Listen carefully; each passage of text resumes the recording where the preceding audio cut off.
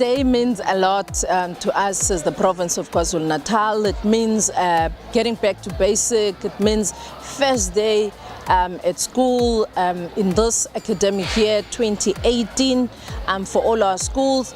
It means that in earnest the work starts today for us to see the improvement kuma results matric, for us to see the improvement results wa wonke ama high school learners, because it is at this foundation time where the high school learners must then be shaped and sharpened so that at least come matric time they are able to pass and in bigger numbers and in better numbers. The message yami ngaleni kakhulukazi ithi ungadidwa ungenakho focus kulokho nakho.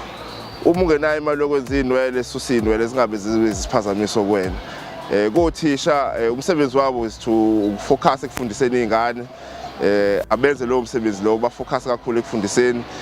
Thina ke njengomkhandlu si support structure ngoba kunama services isikole siwathola emkhandlweni. Umsebenzi wethu ukuthi uma lapho kukhona okushoda khona sizama ukubambisana ukuze isikole siqhubeke sifunctione ngaphandle kokuphazamiseka.